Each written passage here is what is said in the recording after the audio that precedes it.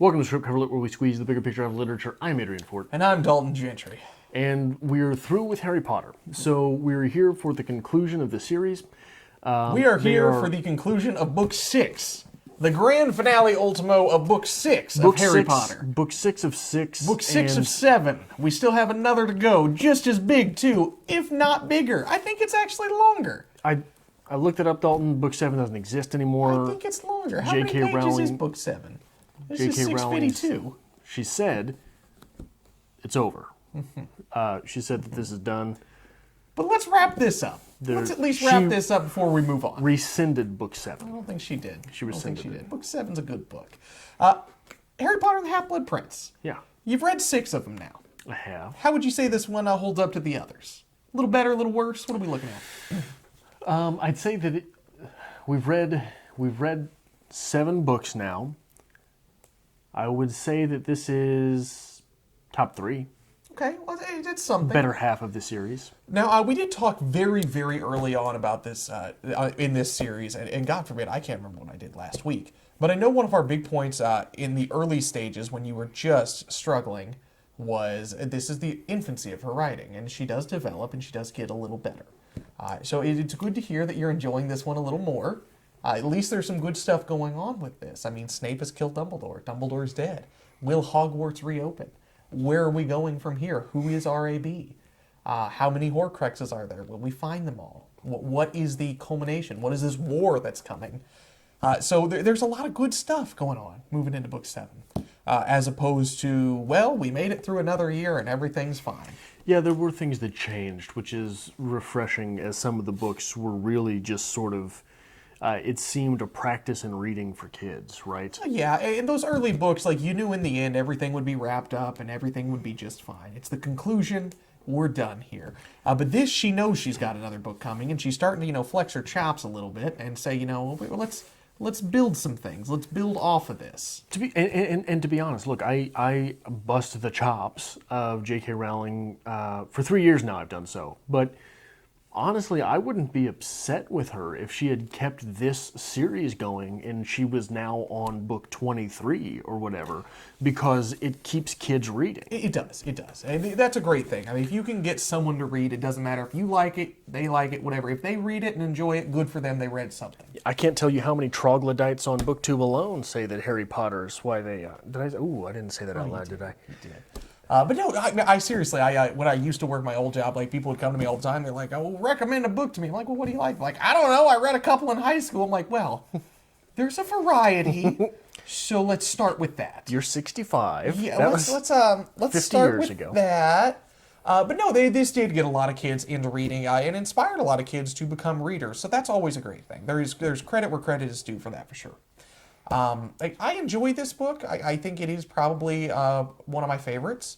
That big Snape and Dumbledore scene in the end, that was huge, man. That was such a big deal.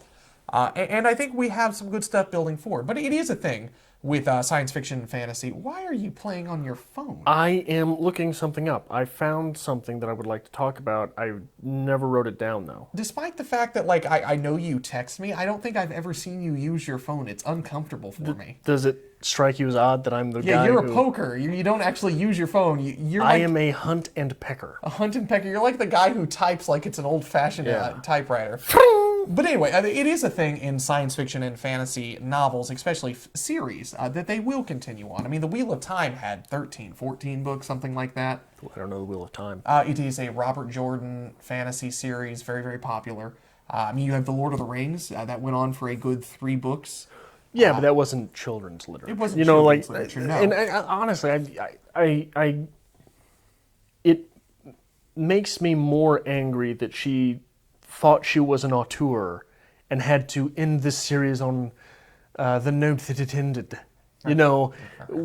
All you're doing is writing books for kids. Okay. And I do think, although that was a trope in fantasy for sure, because fantasy series, I mean, they can go on for 20, 30 books. Some of them just never stop when they should. What was the Duke? I'm not going to remember what it was. But all of Conan the Barbarian had 1,000 books, didn't he? True. If you look at Dune, Frank Herbert's Dune, that was considered a huge, huge book in the sci-fi genre. Yeah. There's like 20 sequels. Are there really? There's Children of Dune, Dune Messiah. I never heard about it. All I ever heard about was Dune. Yeah, there's a lot of Dune And no one made it through Dune. I own Dune. I have no idea what Dune is about because I'm like, nope, not reading that. But no, that is a thing for sure. And maybe this really inspired that in the children's and young adults genre. Because after this, I mean, you had the Twilight series start popping up. You had the Hunger Games series start popping up. Yeah, books became more series. I am not doubting the fact that this spawned a bevy of interest in reading among children. And I will absolutely give her credit for that. Okay. I think that it is certainly a stretch to try to make this into art. You find what you're looking for yet? I did, but now I'm looking for something else. God damn it. Now you're just... I haven't been on my phone in like 3.5 weeks. Okay. So. But I do think this was a good book, and I do think the whole Snape-Dumbledore thing was a great scene and a great projection towards a coming war. Because that's what we're getting ready for in the 7th book. It's obvious. We're getting ready for the big showdown, the big war. Yeah. But the town's going to clear out, and both men are going to walk into the center of town and have a good old showdown. Good old-fashioned standoff. Oh, I didn't figure that was happening. Well, it's I guess I sort of did with Harry Potter and Voldemort. I mean, obviously they're going to have to face off. That's what we're at with this. So there's this mythos around J.K. Rowling. Okay. The poor single mother on government help. Assistants writing in the coffee shop on the napkins. Yes. Right. Do you know much about J.K. Rowling's childhood? No. I believe her mother was very sickly. I want to say, honestly, her mother had multiple sclerosis, and I think the only reason I associate that is because that's what my mother has. Maybe. I'm not sure. I didn't read that part. Okay. I do know that J.K. Rowling, the poor lady on government assistance who penned these novels and became an overnight success, had a father who was a Rolls-Royce aircraft engineer. Doesn't sound embattled. Right? Okay. Doesn't sound to have been someone who struggled as a child. Her mother was what is known as apparently, and this is all from Wikipedia, so maybe this was penned by someone who has no idea. But according to Wikipedia, her mother was a science technician. Anne Rowling, a science technician, she was born in 1965. Meaning that her mother would have been a science technician. You're thinking 50s, 60s, 70s. Doesn't sound, for a woman at that time, that was probably high times profession, right? Yeah, okay. I don't know what a science technician is. I can't imagine that it was something like a pharmacy technician. You know what I mean? Okay. Like I imagine this was a professional work environment. Maybe I'm wrong. But a Rolls-Royce aircraft engineer certainly sounds like a professional. Do you know where J.K. Rowling went to college? Where'd you go to college? Yes, J.K. Rowling went to college. Where'd you go to college? Exeter. Okay. I don't know 100% about colleges outside of the United States. Obviously, everyone knows the big ones. I know what Exeter is. Exeter, I don't believe, is Harvard or Notre Dame. I do believe that Exeter is essentially Penn State, Ohio State. Pretty prestigious. Could be wrong. Absolutely could be wrong. I might not know my UK colleges. But the mythos that this was your common everyday woman who was struggling and on government assistance, a single mother, and just penned these miraculous novels is absolutely mythos. Okay. This is someone who, now don't get me wrong, it is possible to, by no fault of your own, fall in life. And right? This is true. You may have had hard this, times can befall anyone. Yeah, you may have had this and lost it, but it sounds like someone who probably did a good deal of fuckery to end up a single parent on government assistance, right? Like and I'm not judging anyone. That's someone's life. Everyone makes mistakes.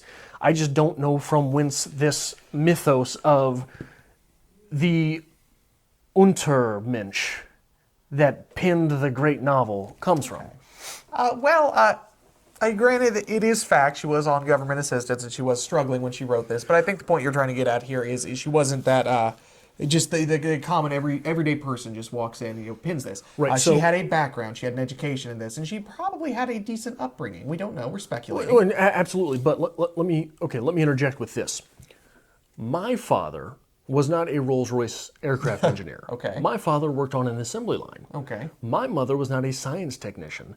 My mother worked a host of retail jobs and is a veterinarian technician. Oh, would you look at But that?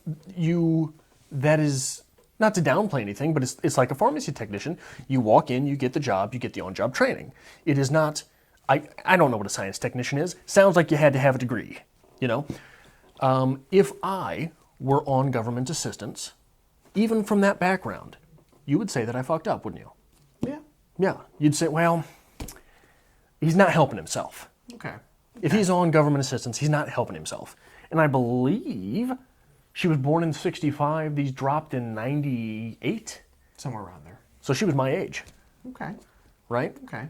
If you walk in here and Adrian is on government assistance, you think Adrian fucked up. Okay.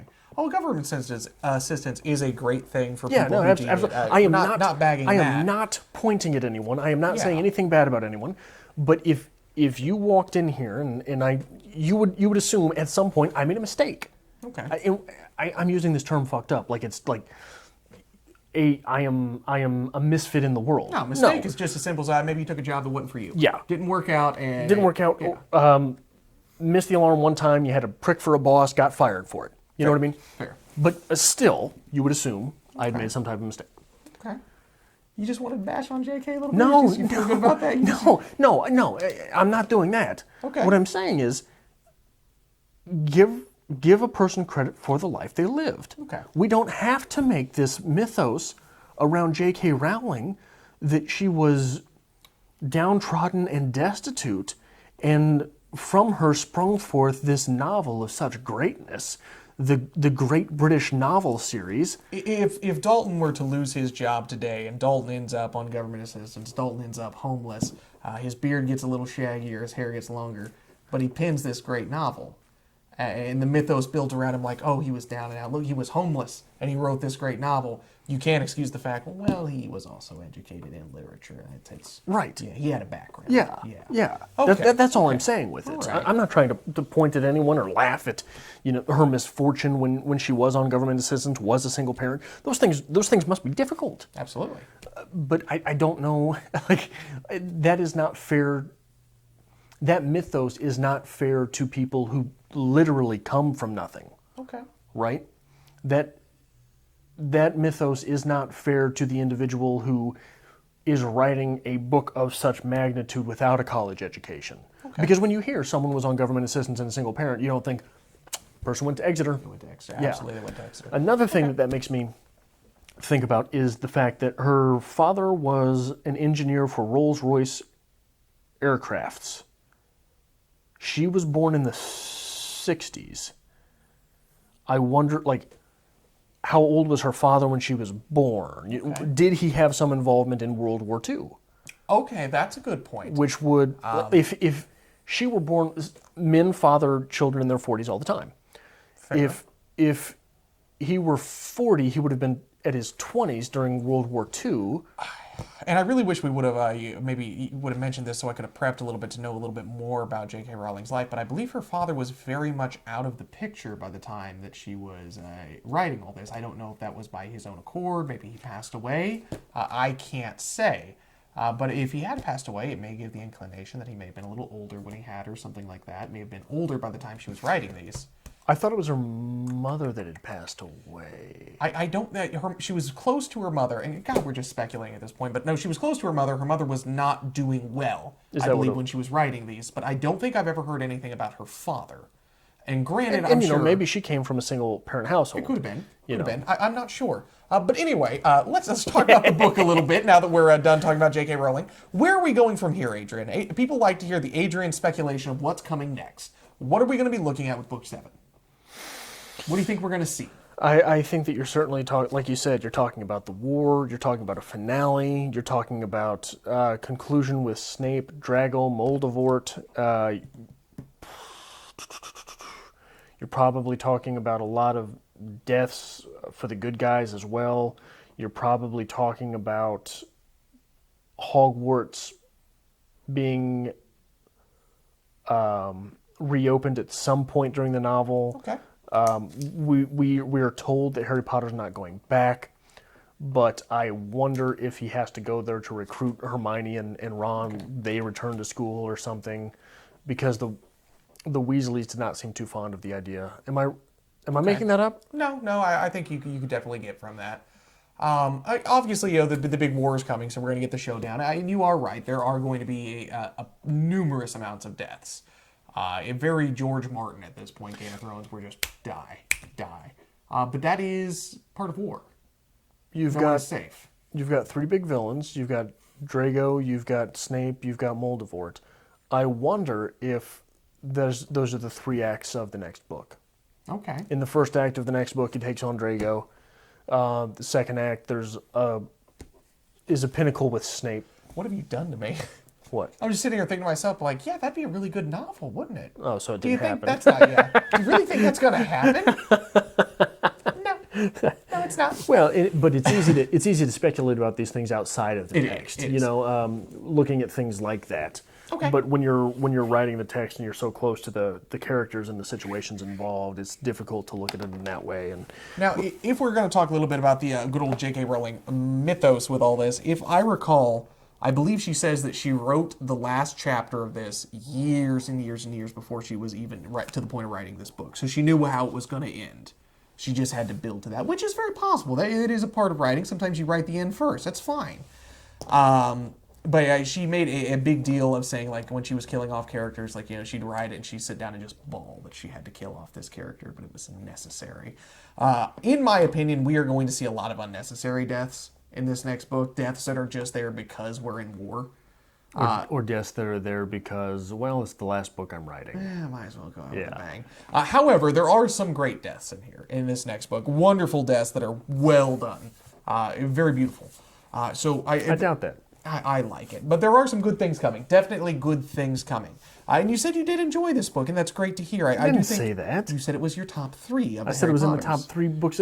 Okay, Dalton, what are your top 3 favorite times you've been kicked in the testicles? I thought you were going to say what are your top 3 Emily Dickinson poems, but way to go with that side there. But no, as compared to the others, you said this was one of the better ones. Yeah. Okay, and that's a good thing. Nicked the right testicle. Fair right. enough. That's what you're saying here. Where would you put it in your hierarchy of these trash novels? Definitely top 2. Like I said, this is absolutely one of my favorites. I'm a pretty big fan of Goblet of Fire, and the next book as well is pretty good. Some of the big climactic battles of the next book, they're good. They're memorable, which is fun. So which would be your favorite, do you think? If you had to choose one of your children. If I had to choose one of my... Honestly, this one's probably a good contender for it. Honestly. It really is. So it really goes downhill from here? Okay. So we're going back to the Dursleys. We're going to have this big war. We're going to have the big showdown. We're going to have a lot of deaths. That's definitely coming for sure. Any speculation towards the Horcruxes, things like that? What we might be looking at with that aspect of things? Well, the fake Horcrux with which we end this novel is obviously a bigger deal than she's telling us, but she's still letting on to it. That is going to... It's going to serve some purpose. You have to, with all the times that Diddledore is correct with a wink and a nod, you cannot assume that his death would be for naught. Okay. Does that make sense? There are some great scenes in the next book. There's one that I think I can't really spoil anything, but there are some good scenes coming up. I will let you know now that the final chapter of the final book of this series will leave such a bad taste in your mouth, you're going to hate the series all the more. Like, even someone who grew up with Harry Potter and loved Harry Potter, that last chapter is such hot trash. So it's not me. It's such a bad chapter that... Some people love it. Some people think it's the greatest thing ever. From my standpoint, my readership, that last chapter is hot trash. Yeah. Hot trash. But, whatever. That's fine. I'm not excited to get there. As much as I... Are you not excited to finish this? Dalton, so have you ever? So there was one time in my life, it snowed about 1.5 feet for like 3 days straight, Okay. and the apartment complex I lived in, they didn't do anything to the parking lot, and really it was a weird year where all of the year's entire budget had been spent by like January 20th on snow removal and stuff because it was my first year in St. Joe. So it was the Welcome first to year. Missouri. Yeah. So I had to walk to work, Okay. and I didn't get out of the parking lot before my feet were soaking wet. It was like 1.5 miles about to work along a highway, by the way, not just, hey, here's a road, along a highway. And leaving the parking lot, I'm screwed, right? Like the whole day is going to suck because I'm just soaking wet. Bundled up as much as I could, tucked pants into shoes, you know what I mean? Everything. And at some point, I'm walking along the highway, and literally all you see is white. It's just white. You have no idea really where you are. Like a little bit further away from you, there's some dark white, and then there's some gray, which is the road, And I'm walking along, can't recognize anything. You just know the general direction you're going. There's so much snow. And I hear, shh. That was strange. And the next step I take, I'm up to my breast in snow. Yeah. I was in a drift. Okay. I had no idea. Couldn't tell. Can't see. So I motor through that. And as I get to work, I have to come up from the back because everything is so bad. That I recognize the area that is the bank, and I know that we're sort of on a hill. I trip over something, and I roll down the final hill to work. Nice. But I was at work, Okay. right? That was a journey, but then I got to be freezing cold and soaking wet for 8 hours. That was an experience. Never left me, right? Yeah. This series is the freezing cold and soaking wet that never leaves you. Okay. My writerhood and readership will forever be a soggy mess because I have endured the journey that is Harry Potter. Because I walked through this trash for 3 years to get to a job that I hate and suffer through 8 hours and then have to walk home. All right. Well, tell us how you really feel. Are you good about that? I don't know where that came from. Okay. That was a surprise for me. Harry Potter was big for my childhood. It absolutely was. And reading it now, it is different. It's nostalgic to me. It for sure is. I want you to tell me a life lesson story and make it akin to Harry Potter. When I was a kid, I had some friends who lived in the town next to the small town I grew up in. It was 7 miles away. And at one point in time, me and my friend decided it would be a great idea if we just walk there. And I was thinking about this when you're talking about your walking story. I walked 7 goddamn miles of back roads. Yeah. You know how sometimes things seem a lot of fun and like good ideas when you're younger, but then you're older, you're like, what the fuck? Hey, Adrian, let's read Harry Potter. It'll be a great idea. I still will steal. This is a great idea. This is something you should have experienced.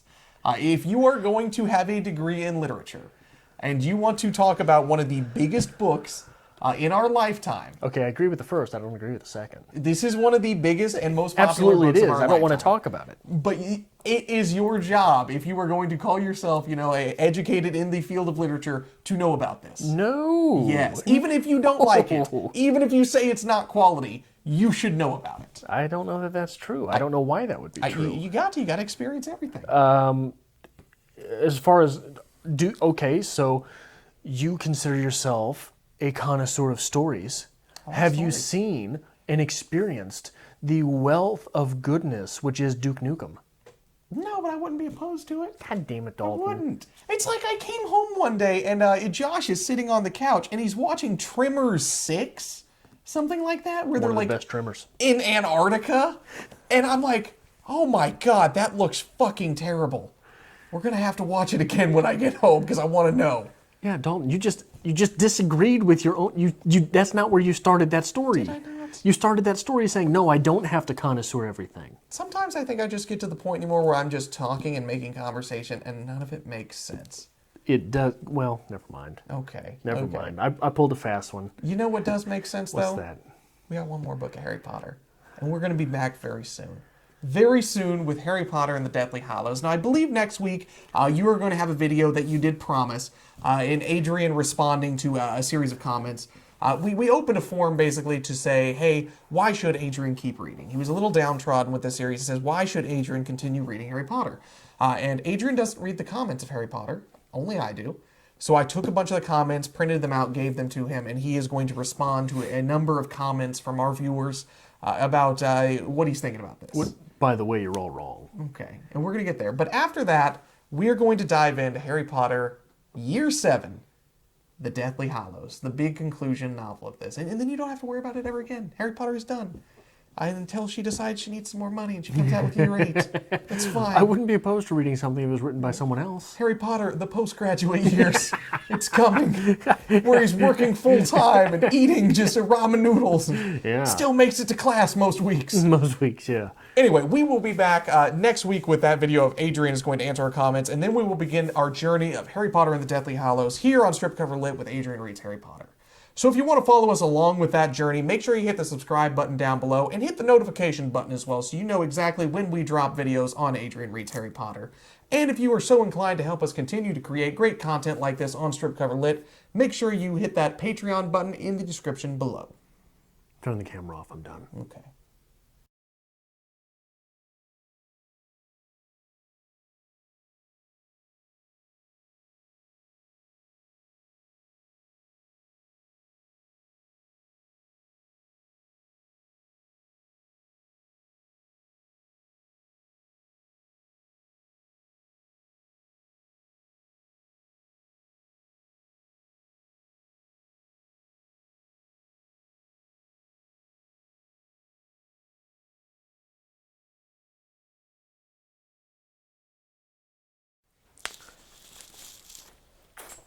Ooh. You're gonna fuck around and ruin one more thing, and I'm just gonna have to put you down, Dalton. Let me fucking tell you, every What time... happened to Dalton? Well, he was getting old. He started breaking I want things. you to know, like, every time I've touched anything recently, I'm like, are you sure? Because, like, I'm just warning you. Something will go wrong. I hope that you have nightmares about me at this point, because... How do you think I fucking feel? I'm dealing with a hard drive, and I think I got it fixed, and then it just completely shits out. I'm like, oh, God damn it, I gotta fucking tell Adrian. And then a week later, a brand new laptop shits out. I'm like... Bought by the company. Like, it's not like... Like, I don't fucking know what to do at this point. Like, I thought about just, changing my name and moving. Just don't ever show me where you live. Because at this point, I don't remember. That's good. That's good.